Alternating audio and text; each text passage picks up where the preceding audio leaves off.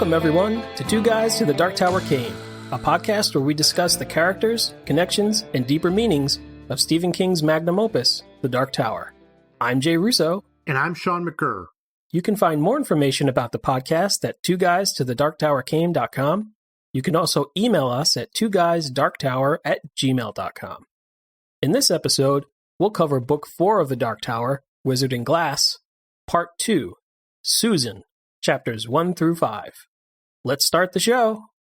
In this section, Stephen King challenges your fellow podcasters' pronunciation skills with a bunch of characters and places with potentially difficult names. Plot-wise, we start with Rhea of Cooz, a witch who has been given a box containing a glowing orb by three men called the Big Coffin Hunters.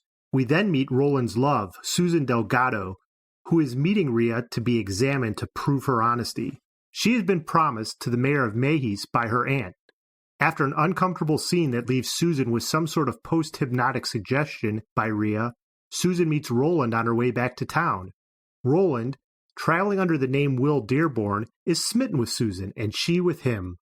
Roland and his companions, Elaine and Cuthbert, have been sent to Mahis under cover of punishment to do some accounting for the Affiliation, a group opposed to John Farson, a good man, leading a rebellion. Roland and his friends meet with the sheriff of Mahis, Herc Avery and his deputies, while elsewhere Jonas, the leader of the Big Coffin Hunters, is concerned about the presence of the three young men in town. The chapter ends with a tense reception at the mayor's house, where everyone seems to be talking on multiple levels. If you enjoyed this clip, you can listen to the rest of this and all of our other episodes by going to twoguystothedarktowercame.com. You can email us at twoguysdarktower@gmail.com. You can also find us on Facebook at facebook.com/twoguysdarktower, and our Twitter handle is @twoguysdarktower. If you like the show, please rate and review us on iTunes.